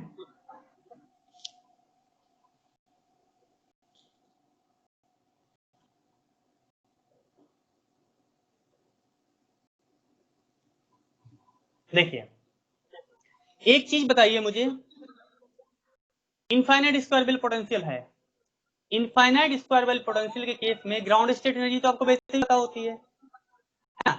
तो यहाँ पर लिखिए इनफाइनाइट स्क्वायरेबल पोटेंशियल के लिए जो ग्राउंड स्टेट वेव फंक्शन होता है वो क्या होता है। जैसे अगर आप इसका वेव फंक्शन ड्रॉ करें तो उसकी नेचर क्या होती है, यही तो होती है 0 से L। यहाँ पर पोटेंशियल इनफाइनाइट होता है अगर आप वेव फंक्शन को रिप्रेजेंट करें। समझ में, यानी कि साइनोसॉइडल नेचर है, इसकी नेचर क्या है ट्रायंगुलर। तो मैं साइड में थोड़ा बना दे रहा हूं यहाँ पर, यानी कि इसकी जो नेचर क्या है साइनोसॉइडल नेचर है इस तरह की। और जो ट्रायंगुलर वेव होती है उसकी नेचर क्या है, ट्रायंगुलर को भी यहाँ पे बना लें, कंपेरिजन कर लीजिए।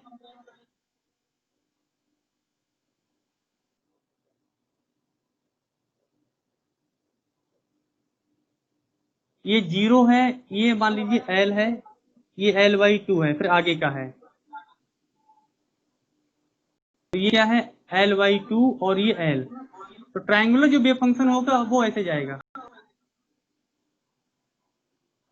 आगे का दूसरा साइकिल हटा दीजिए, यहीं से रखिए, यहां से स्टार्ट हुआ दिस फिर दिस।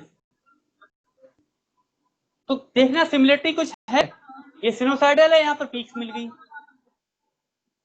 अब आपको जी से एल लेंथ अगर कंसीडर करनी है तो इधर वाला पार्ट छोड़ दीजिए, ये मैंने पूरी वेव यहाँ ड्रॉ करके बता दी आपको। इनफाइनाइट स्क्वायरेबल पोटेंशियल जो है उसमें 0 से L, यहाँ पर क्या है 0 से L, ठीक है ना। इसका मतलब क्या हुआ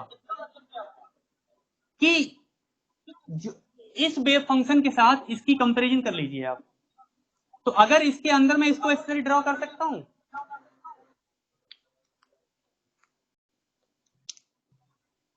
देखिए मैं आप समझा रहा हूं इसलिए समय लग रहा है, नहीं तो क्वेश्चन तो ये तबाह हो चुका है। इसके अंदर अगर मैं 0 से L की रेंज में, यानी कि इस वाले वेव फंक्शन को यहां पर बनाऊं मैं, तो यही तो बनेगा। बोलो क्लियर। अब देखिए इतना रीजन बचा, कितना, ये एरिया अनकवर्ड रह गया, यहीं तो बात बन जाएगी। पहले इतना बताओ, इतना एरिया अनकवर्ड है, तो इस केस में जो एनर्जी होती है En क्या होता है n square pi square h cross square upon 2m l square. Ground state लिए n इक्वल टू 1, तो ग्राउंड स्टेट क्या हो गई pi square h cross square upon 2ml square. हुई या नहीं हुई बताओ जल्दी से। इनफाइनाइट स्क्वायरेबल पोटेंशियल के केस में ground state energy pi square h cross square upon 2ml square होगी या नहीं, सब बोलिए। Yes sir. हाँ सर होगी, ठीक है राइट। होगी। अच्छा इसको मैं पाई स्क्वायर अगर हटा दूं तो इसको मैं क्या लिख सकता हूं, जो पाई की वैल्यू क्या होती है 3.14, पाई स्क्वायर क्या हो गया, इसको मैं अप्रोक्सीमेटली 10 लिख लूं थोड़ी देर के लिए, 10 h cross square upon 2ml square लिख लूं, तो ये अप्रोक्सीमेट क्या आ गया 5h cross square upon 2ml square आ गया या नहीं। अभी खाएंगे ना, दिन में बोल रही दिन में खाएंगे। सर 2 एलिमिनेट करिए। बाद में खा लेना, बाद में खा लेना, हमने भी नहीं खाया है। सर सर कैंसिल, 2 डिनोमिनेटर में कैंसिल होगा। चलिए कोई नहीं, कितना डिले कर दें, हाँ ओके, हाँ नो प्रॉब्लम, ठीक है। इधर देखिए सर 2 डिनोमिनेटर में कैंसिल होगा, क्या होगा, अच्छा हाँ 2, हाँ कैंसिल बिल्कुल 2 राइट, 2 हाँ तो नहीं होगा वो। ठीक है ना। तो 5h cross square upon ml square ये हो गया ना, यानी कि ground state energy approximately 5h cross square upon ml square होगी, बताओ। इनफाइनाइट डेल पोटेंशियल के लिए यही होगी या नहीं, ये बताओ पहले। हाँ सर। इनफाइनाइट स्क्वायर बेल पोटेंशियल जिसमें साइनोसाइडल वेव फंक्शन यूज करते हैं, ये तो होता है स्टैंडर्ड वेव फंक्शन। उस स्टैंडर्ड वेव फंक्शन का अगर आप यूज करेंगे तो यही एनर्जी आ रही है ना। ये मतलब इससे थोड़ी सी, मतलब ये मैंने थोड़ा अप्रोक्सीमेशन यहाँ पे ले लिया है, पाई स्क्वायर को 10 के इक्वल मैंने लिख लिया है, इससे तो कोई दिक्कत नहीं है ना। तो approximately 5h cross square upon ml square आ गई एनर्जी। अब देखिए इस वेव फंक्शन को अगर आप इसके साथ कंपैरिजन करें तो ट्रायंगुलर जो वेव फंक्शन है उसका एरिया ज्यादा है। तो याद रखना क्वांटम मैकेनिक्स में जब वेव फंक्शन ड्रॉ करेंगे तो वेव फंक्शन जितना एरिया कवर करता है उस, अगर वेव फंक्शन ज्यादा एरिया कवर कर रहा है तो एनर्जी भी ज्यादा होगी, and energy is directly proportional to the area covered by the wave function, area covered under the curve. तो साइनोसाइडल वेव फंक्शन का अगर आप यूज कर रहे हैं तब एनर्जी इतनी आ रही है। इसका मीनिंग ये हुआ ट्रायंगुलर वेव फंक्शन का अगर आप यूज करेंगे तो एनर्जी इससे ज्यादा आएगी।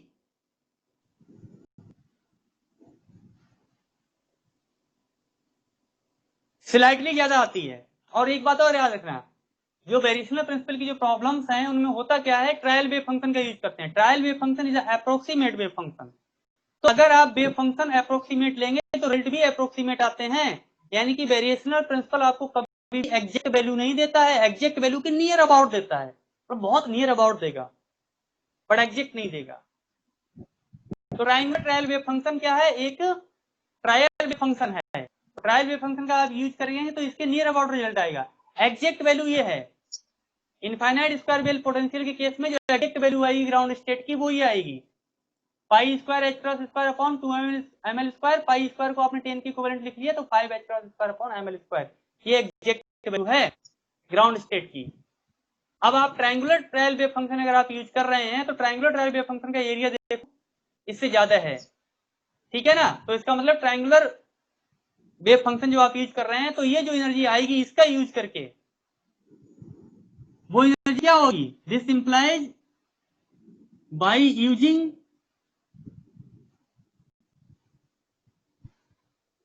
ट्रायंगुलर ट्रायल वेव फंक्शन, ठीक है, जो ग्राउंड स्टेट एनर्जी आएगी ये क्या आ जाएगी, will be greater than 5h cross square upon ml square, slightly greater, slightly greater का मतलब ये भी नहीं कि 10 हो जाएगी यहां पे। अब एक क्वेश्चन आप लोगों का ये हो सकता है कि सर आपने ट्रायंगुलर ट्रायल वेव फंक्शन के अंदर साइनोसाइडल बना दिया, ऐसा भी तो हो सकता है कि साइनोसाइडल के अंदर ट्रायंगुलर बना दें तब एनर्जी कम हो जाएगी, यानी 5 से कम आएगी, ये कंफ्यूजन क्रिएट हो सकता है।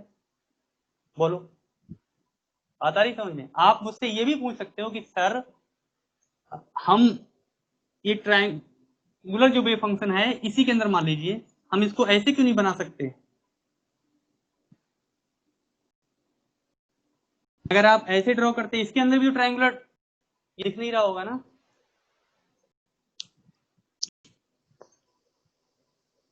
आपका क्वेश्चन ये भी हो सकता है, शिद्दत से समझो, आराम से, यहां जल्दबाजी कोई जरूरत नहीं है। जिस पॉइंट पे डिस्कशन ज्यादा करना है वहां खूब समय ले सकते हैं। आप ये भी कह सकते हो कि ट्रायंगुलर वेव फंक्शन हम साइनोसाइडल के अंदर बना दें तो तब तो क्या होगा, इसके द्वारा जो एरिया कवर्ड है साइनोसाइडल के द्वारा वो एरिया ज्यादा हो गया, एंड ट्रायंगुलर का एरिया क्या हो गया, कम हो गया। इसका मतलब अब आप कहोगे कि sir 5h cross square upon ml square जो वैल्यू है इससे कम आनी चाहिए वैल्यू, तब तो कंफ्यूजन क्रिएट हो जाएगा। यहां पर एक ऑप्शन क्या दिया हुआ है 6h cross square upon ma square, और एक ऑप्शन दे दिया 4h cross square upon ma square, ये ऑप्शन ई और बढ़ा लो। तब कहोगे सर अब तो हम फंस जाएंगे, आपने कैसी ट्रिक बता दी, हम तो चक्कर में पड़ गए, यही कहोगे ना। लेकिन हम कभी चक्कर में नहीं डालते हैं, जैसे बताते हैं क्लियर बताते हैं। अब इसका लॉजिक क्या है, कोई बता सकता है।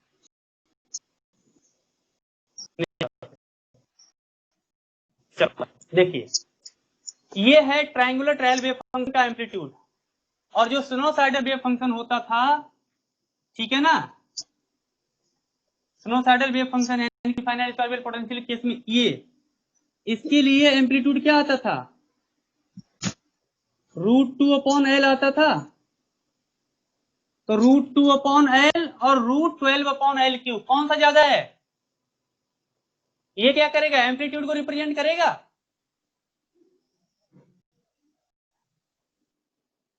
बोलो। Correct sir. This is simply the amplitude. Look here, psi equals to √2/L sin n pi x/L। This is simply amplitude.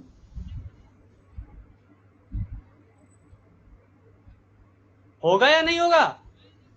होगा सर।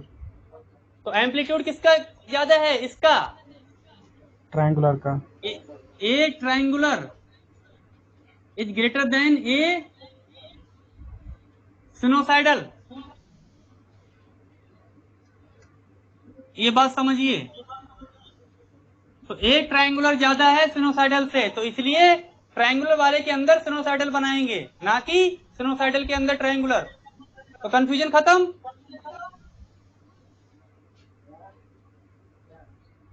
बोलो।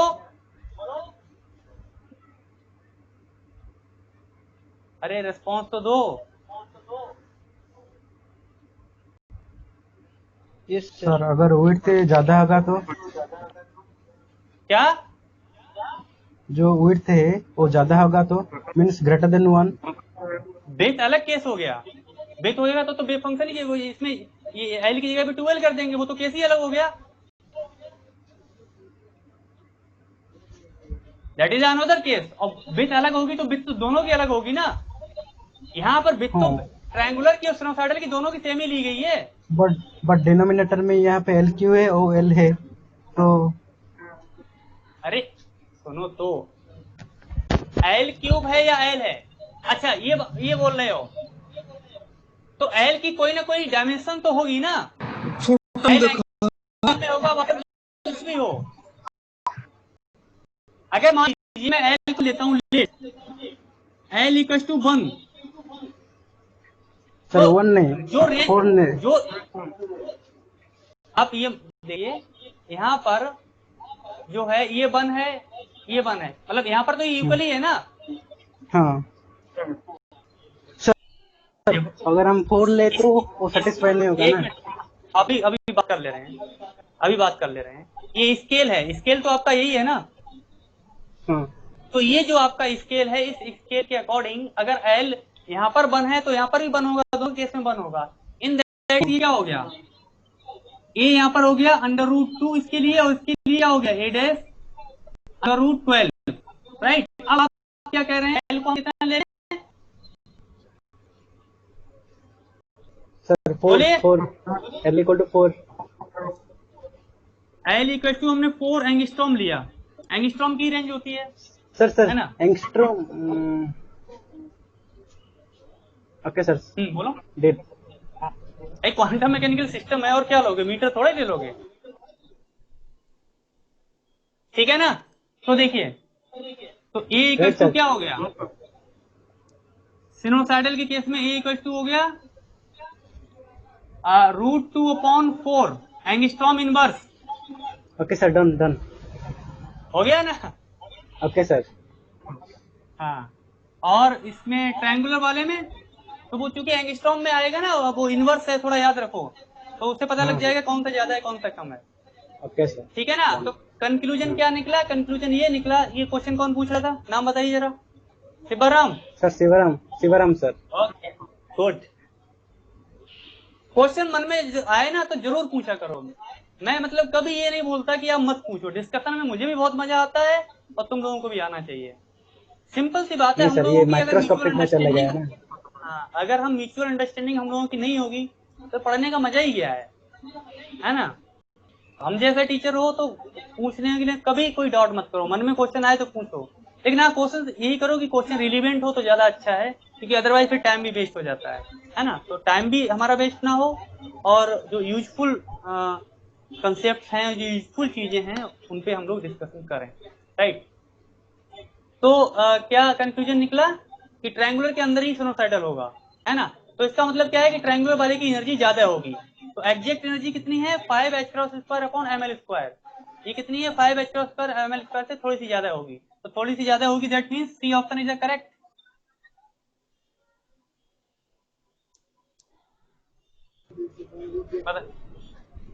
बोलिए, सी ऑप्शन करेक्ट है। सब लोग बोलिए, समझ में आया नहीं?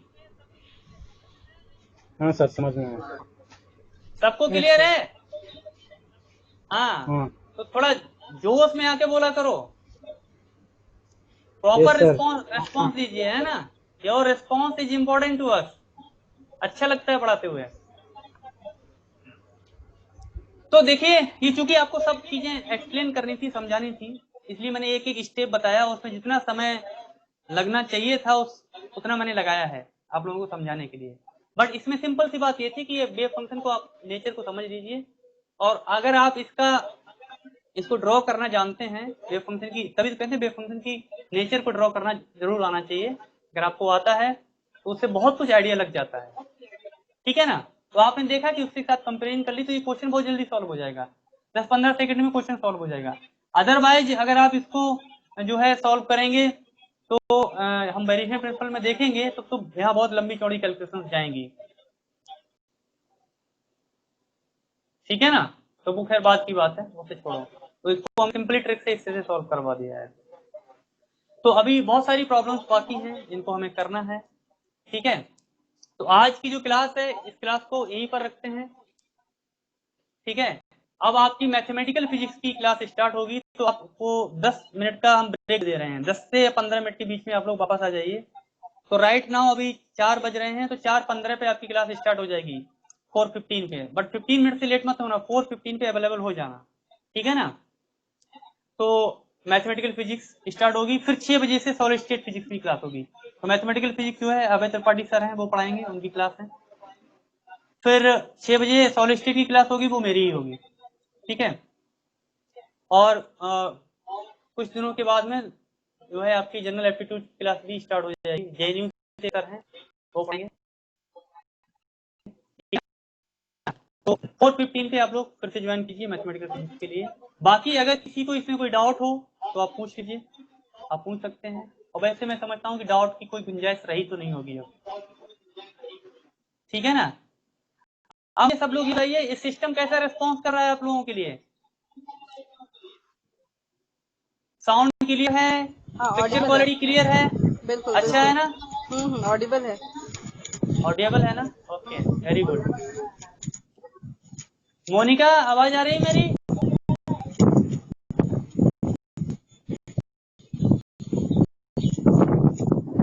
मोनिका मेरी आवाज आ रही है?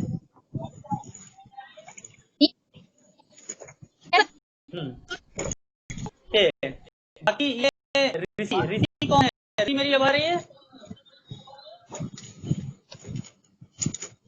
ऋषि आपका एक्चुअली रजिस्ट्रेशन नहीं हुआ है, तो जिन स्टूडेंट के रजिस्ट्रेशन नहीं हुए हैं वो जल्दी से अपना रजिस्ट्रेशन जो है कंप्लीट करवा लें, और जिन स्टूडेंट के एडमिशन प्रोसेस अभी कंप्लीट नहीं हुए वो जल्दी से जल्दी अपना एडमिशन प्रोसेस भी कंप्लीट करवा लें, ठीक है ना। मुझे कहना पड़े जल्दी से जल्दी उसको एक आज या तक वो जल्दी से जल्दी अपने कंप्लीट करवा लें, ठीक है। क्लासेस का जो शेड्यूल क्या रहेगा मैं बता दे रहा हूँ। नॉर्मली 4 to 5 आवर क्लासेस रहेंगी। तो शेड्यूल इन जनरल अभी यही शेड्यूल रहेगा, 2 बजे से 4 बजे तक क्वांटम मैकेनिक्स, 4 बजे से 6 बजे तक आपकी रहेगी मैथमेटिकल फिजिक्स, एंड उसमें हम 1 घंटे की ही क्लास रखेंगे। वो कोई भी पेपर हो सकता है, अभी सॉलिड स्टेट को रखेंगे, ठीक है। इसके तुरंत बाद जो है थर्मोडायनामिक्स की क्लासेस स्टार्ट हो जाएंगी। सोना मैम है ड्यू से, वो पढ़ाएंगे आपको। तो थर्मोडायनामिक्स चलेगी, एंड और जनरल एप्टीट्यूड भी उस समय चलेगा, ठीक है ना। तो 4 to 5 आवर क्लासेस का शेड्यूल रहेगा। और अभी जो है टाइमिंग 2 बजे ही रखेंगे। अगर तो मॉर्निंग में किया जा सकता है, बट मुझे लग रहा है कि 2 बजे ज्यादा कंफर्टेबल। मॉर्निंग में अपनी स्टडी करो खुद, और सेकंड शिफ्ट में इसको करो, ठीक है ना। तो चलिए मैं अपनी क्लास को यहीं पर स्टॉप करता हूँ। कल जो है हम इससे आगे की प्रॉब्लम्स को करेंगे, ठीक है। तब तक के लिए गुड बाय, ओके। बाय।